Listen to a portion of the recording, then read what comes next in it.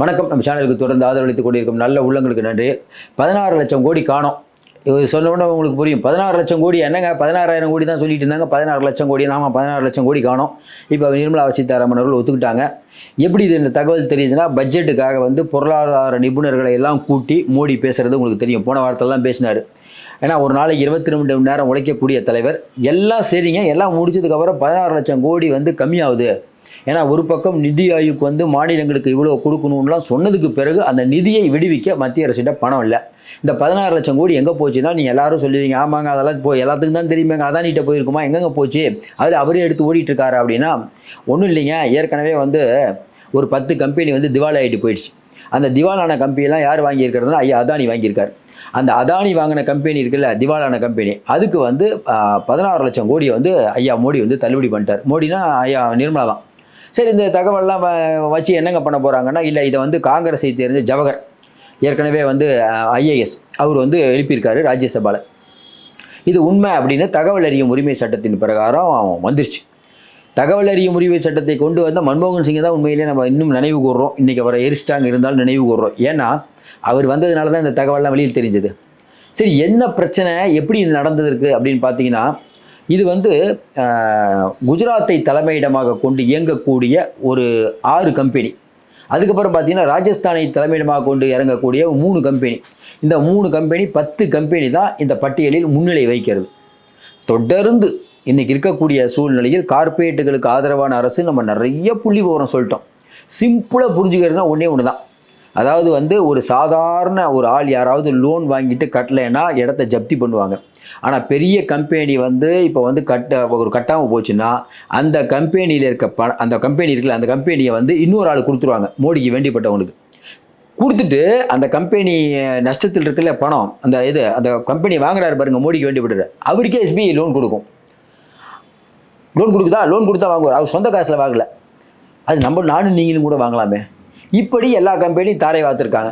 இது வந்து பாபா ராம்தேவ்லேருந்து சொல்லிக்கிட்டே போகலாம் நிறைய பேருக்கு. சரி, இப்போ என்னங்க புது பிரச்சனை, அந்த 16 லட்சம் கோடி என்னென்னா, 16 லட்சம் கோடி போச்சா, இவங்க என்ன பண்ணிட்டாங்க, மினிமம் பேலன்ஸ் இல்லைன்னு சொல்லிட்டு ஒரு 8,494 கோடியை மக்கள்கிட்ட பிடிங்கிருக்காங்க. இது ஏழை மக்கள்கிட்ட.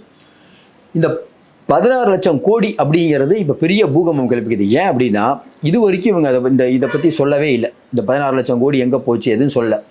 இப்போ வந்து பார்த்தீங்கன்னா 12 இந்திய அரசு வங்கிகள் அவங்க தான் இந்த லோன்லாம் கொடுத்துருக்காங்க. அது இன்றைக்கி ஓரளவுக்கு திவாலே ஆயிடுச்சு. சரி, இந்த 16 லட்சம் கோடி அப்படிங்கிறத இப்போ என்ன பண்ணலாம், அடுத்து என்ன பண்ணலாம், ரெக்கவரி பண்ண முடியுமானா ரெக்கவரி பண்ண முடியாது. ஏன்னா இவங்க கொடுத்த அக்ரிமெண்ட் இருக்குல்ல, அந்த அக்ரிமெண்ட்லேயே ஒரு கம்பெனியை வாங்கி இன்னொரு கம்பெனிக்கு கொடுக்கும்போதே நாங்கள் இதை தள்ளுபடி செய்கிறோன்னு இவங்க வந்து தள்ளுபடியே பண்ணிட்டாங்க. இதை ரிசர்வ் பேங்க் அப்போ ஆளுநராக இருந்தவர் உடன்பாடுனா அவருக்கும் உடன்பாடு இல்லை. இது யாருக்குமே தெரியாமல் இந்த ஒரு சட்டத்தை பண்ணியிருக்காங்க. ஏன்னா இன்றைக்கி இருக்கக்கூடிய சூழ்நிலையில் வந்து ஒரு சாதாரணமாக பார்த்தீங்கன்னா நிதி அமைச்சகம் நினச்சா வந்து தள்ளுபடி பண்ணலாம். எப்படி தள்ளுபடி பண்ணலான்னா அதுக்குன்னு ரூல்ஸ் அண்ட் ரெகுலேஷன்லாம் இருக்குது. ஏன் நிர்மலா சீதாராமன் மட்டும் நினச்சா பண்ண முடியாதுங்க. இப்போ தள்ளுபடி பண்ணுறது அப்படிங்கிறது மிகப்பெரிய விஷயம். அப்படிங்கிறதுனால நாடாளுமன்றத்தில் நீங்கள் சொல்லணும். அதையும் தாண்டி பார்த்தீங்கன்னா ரிட்டர்னில் அவங்க அங்கே இருக்கக்கூடிய அண்டர் செக்ரட்டரி எல்லாம் கையெழுத்து போகணும். பெரிய ப்ராசஸ் அது, உடனேலாம் பண்ண முடியாது. இவங்க என்ன பண்ணியிருக்காங்க, நம்ம எம்பிக்கெல்லாம் வெளியே அனுப்புனாங்கல்ல, நம்ம நம்ம மக்களவை விட்டு வெளியே அனுப்புனாங்க தெரியுங்களா, 140 பேரை. அப்போ என்ன பண்ணியிருக்காங்க, உள்ளே இருந்து நிர்மலா சீதாராமன் இதை சொல்லியிருக்காங்க, இந்த மாதிரி நாங்கள் வந்து வராக்கடனை வந்து தள்ளுபடி பண்ணிட்டோன்னு. அப்போ என்னென்னா நாடாளுமன்றத்தில் நாங்கள் பேசிட்டோம் அப்படின்னு பொய்யான ஒரு ரெக்கார்டை கிரியேட் பண்ணுறாங்க. இன்னும் குறிப்பாக சொல்லணுன்னா, இன்றைக்கி வந்து எல்லோரும் சொல்லுவோம்ல, சட்டமன்றத்தை அவை குறிப்பும்போம், அவை குறிப்பில் போயிடுச்சுன்னா ரெக்கார்ட் ஆகிடும். அதே மாதிரி அவை குறிப்பில் ஏற்றப்பட்டு விட்டது. எதிர்கட்சிகளுக்கே தெரியாமல் அவை குறிப்பில் ஏற்றப்படுகிறது அப்படின்னா என்ன அர்த்தம்னா, எல்லாத்தையும் வெளியே போக சொல்லிட்டு இவங்க மசோதா பாஸ் பண்ணிக்குவாங்க. ஏற்கனவே இவங்க மிகப்பெரிய பண்ண தப்பெல்லாம் நியாயப்படுத்துவாங்க. ஏன், நான் அன்றைக்கே சொல்லிட்டேங்க பாருங்கள், நாடாளுமன்ற அவை குறிப்பு எடுத்து பாருங்கள், நிர்மலா சீதாராமன் பேசியிருக்காங்க. என்னங்க பேசியிருக்காங்க, 16 லட்சம் கோடி தேச நலனுக்காக நாங்கள் அதானிக்கு கொடுத்துட்டோம். ஏன் கொடுத்தீங்க, நலிவடைந்த கம்பெனி அது, அந்த நலிவடைந்த கம்பெனி மூடிட்டாங்க, அங்கே இருக்கக்கூடிய தொழிலாளர்கள் பாதிக்கப்படுவாங்க, அதனால் அந்த நலிவடைந்த கம்பெனியை எடுத்து அதானிகிட்ட கொடுக்குறோம். சரிங்க, அந்த நலிவடைந்த கம்பெனிகளுக்கு அதானி எவ்வளோ கொடுத்தாருன்னு அவர் ஒன்றும் கொடுக்கலைங்க, நாங்கள் தான் லோன் கொடுத்து எடுக்க வச்சோம். சரிங்க, லோனை எப்படி கட்டுவார் அப்படின்னா 99 வருஷத்தில் கட்டிடுவாருன்னு. எப்படி கதை, 99 வருஷத்தில் லோனை கட்டிடுவார். இதை நீங்கள் நாடாளுமன்றத்திலேயே சொல்லிட்டீங்க. அப்போ இது வெளியிலேயே வராது. சரி, இதெல்லாம் பார்த்தீங்கன்னா யார் யார் கொடுத்துருக்காங்க? Vedanta, tata, Reliance. இன்னும் குறிப்பாக சொன்னீங்கன்னா இன்றைக்கி இருக்கக்கூடிய சூழ்நிலையில் கார்ப்பரேட் அப்படின்னு மோடி அவர்கள் வந்த பிறகு இப்போ கூட பார்த்தீங்கன்னா சமீபத்தில் பார்த்தீங்கன்னா 2500 கோடி இவங்களுக்கு வந்து வெளியிலேருந்து வந்திருக்குது. எது நிதியாக கொடுத்துருக்காங்க. இந்த நிதி எப்படி கொடுக்கப்பட்டது? கார்ப்பரேட்டுகளுக்கு இவர் அளிக்கக்கூடிய சலுகையினால் எல்லாரும் கொடுக்குறாங்க. சூரத்தில் எம்பி எலெக்ஷனுக்கு முன்னாடியே எதிர்த்தே யாரும் போட்டி போடலை. ஒரு அண்ணன் போஸ்ட்டில் பிஜேபி ஜெயிக்கிறார். அப்போ பெருமளவுக்கான பணம், குறிப்பாக பார்த்தீங்கன்னா இன்றைக்கி பணம் அப்படிங்கிறது பிஜேபி தாண்டி வேறு எந்த கட்சிக்கு இல்லைன்னே சொல்லலாம். அந்த அளவுக்கான பணம். 10 வருடங்கள் வந்து இந்த நிர்மலா சீதாராமன் இருந்ததுனால என்னன்னாங்க, நிதியை கையாள இவங்களுக்கு தெரியல. நம்ம சொல்ல சூரணிசாமி சொல்லிட்டார். அப்போ இந்த 16 லட்சம் கோடி இவங்க வந்து சலுகை பண்ணியிருக்காங்க அப்படின்னு பார்த்தீங்கன்னா, அந்த சலுகைகள் யாருக்கு போனது? இப்போ சுப்பிரமணிய சாமி இதை கேட்குறாருல, ஏன் கோவப்படுறாரு சுப்பிரமணிய சாமின்னா, இதில் வந்து 13 பேர் குஜராத்தை சேர்ந்த கம்பெனிகள் தான். இவங்க சொன்ன கம்பெனியில் இவங்க லிஸ்ட் ஒன்று போட்டிருக்காங்க. 13 பேர் குஜராத்தை சேர்ந்த கம்பெனி. இப்போ வந்து சுப்பிரமணிய சாமி ஏன் கோவப்படுறாருன்னு, அவருக்கு என்ன ஆதங்கம்னா, எப்பயுமேங்க இந்த கம்யூனிட்டியில் இருக்கவங்களுக்கு ஒரு குணம் உண்டு. என்னென்னா, அவங்க 2 பேர் அந்த ஒருத்தர் சேர மாட்டாங்க. ஏன்னா இவர் ஒரு பெரிய சுப்பிரமணிய சாமி ஒரு பொருளாதார மேதை தான். அவரால் இதை ஏற்றுக்க முடியல.